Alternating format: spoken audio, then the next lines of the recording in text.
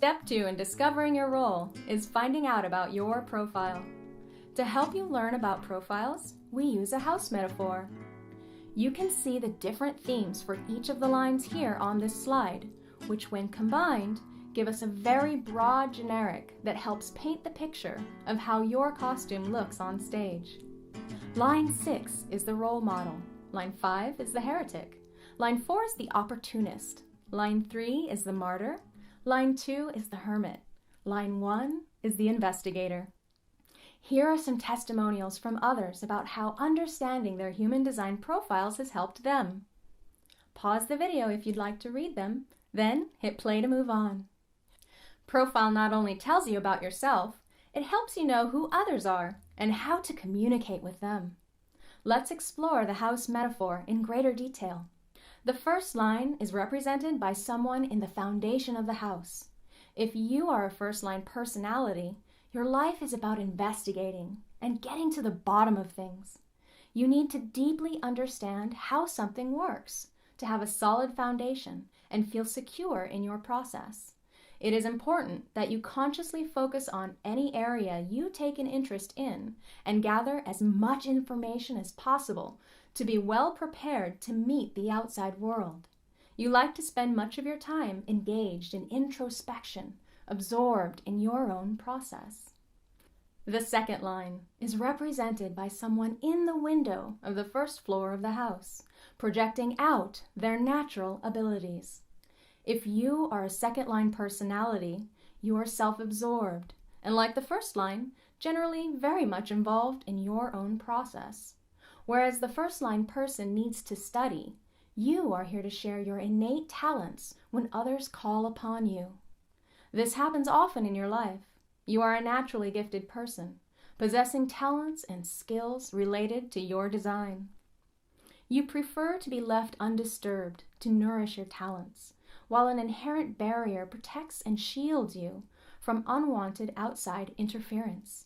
During this process, you await recognition. You will be called upon by others once you are ready to share your gifts with the world. The third line is represented as someone on a ladder between the first and second floors. If you are a third-line personality, you are resilient, adaptable, and an agent for change. A main theme in your life is the trial and error process, discovering what does and does not work on the material plane. Your life is about experimentation and experiential investigation, adapting and refining as you go through a variety of experiences. As a third-line personality, your learning entails making mistakes needed for your discovery process. You face personal and career challenges because it's natural for you to make and break bonds. But no matter what transpires, your secret in life is to stay with your process. You are not here to quit and give up because life is full of trial and error. To be able to stay with the same thing instead of jumping from job to job, it is necessary to do work that is stimulating and that continuously offers new things to do.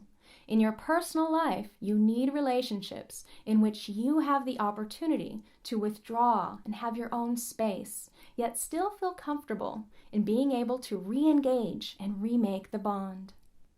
The fourth line is represented as someone on the second floor of the house, also thought of as the foundation of the upper trigram.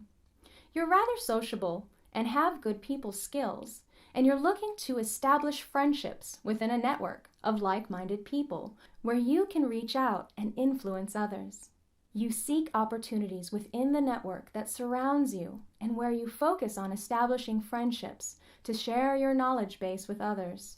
The quality of your network is very important to your life and overall stability, as your purpose is to influence and share within an intimate community rather than with strangers. The fifth line is represented by someone in the window of the second floor of the house with the lights off. If you are a fifth-line personality, you're inherently seductive, and you naturally attract plenty of projection from others. You have considerable problem-solving skills, as you are capable of approaching situations with an innovative perspective.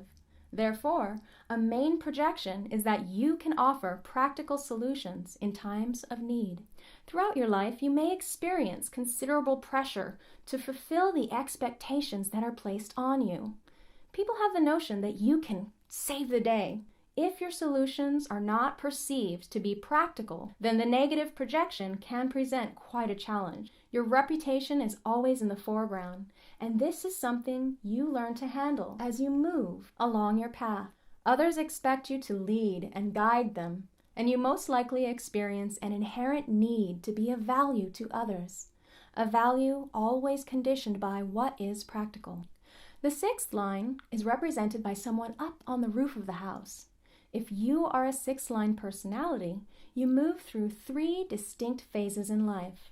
During the first 30 years, you are deeply engaged in the process of experimenting and gathering valuable experience. You need to find out what works and what does not, largely through the trial and error process, which is all about discovery.